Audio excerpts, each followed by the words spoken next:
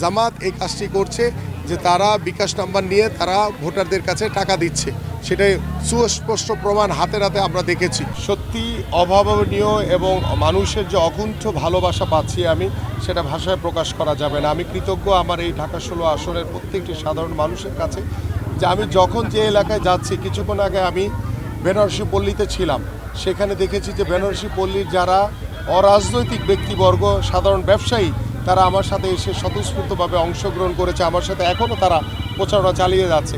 আমি এই মুহূর্তে একটি উর্দুভাষীদের এলাকায় রয়েছি, সেখানেও দেখছি যে এখানকার উর্দুভাষীদের যারা নেতৃবৃন্দ রয়েছেন, যারা এখানকার সাধারণ ভোটার রয়েছেন, তারা আমার সাথে এসে তারা এই প্রচারণায় যোগ দিয়েছেন।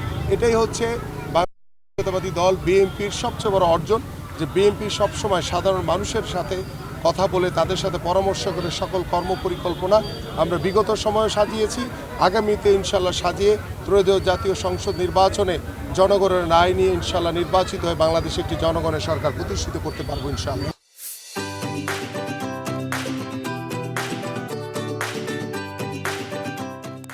যেহেতু আমি এই এলাকার সন্তান, আমি এখানে দীর্ঘদিন ধরে বসবাস করি, ছোটোবেলা থেকে বড় হয়েছি, আমি এখানে খেলাধুলা করেছি।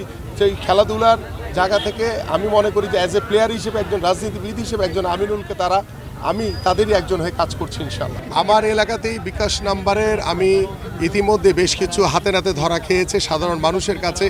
আমরা এনআইডি কার্ড সংগ্রহের কিছু বিষয় আমরা দেখেছি সাধারণ মানুষের কাছে হাতে নাতে ধরা পড়েছে।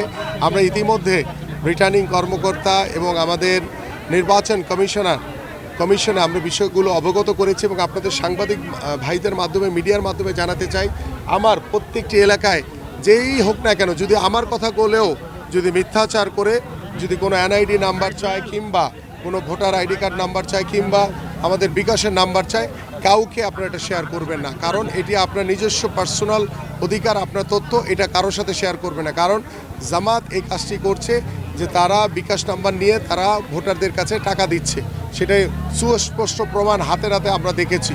এবং তারা এনআইডি কার্ডের মাধ্যমে, তারা জালিয়াতি করার মাধ্যমে তারা আগামীর ভোটে কারচুপি করার একটি পরিকল্পনা করছে। এ বিষয়ে আপনাদের কাছে আমি সাধারণ মানুষকে অবগত করতে চাই যে এই ধরনের মিথ্যাচার, যারা প্রতারক, নির্বাচনের আগে আপনাদের সাথে যে বিভিন্ন ধরনের প্রতারণার মাধ্যমে প্রতারণার আশ্রয় নিচ্ছে, তাদেরকে আপনারা আগামী 12ই ফেব্রুয়ারি ভোটের মাধ্যমে তাদেরকে প্রত্যাখ্যান করবেন ইনশাল্লাহ।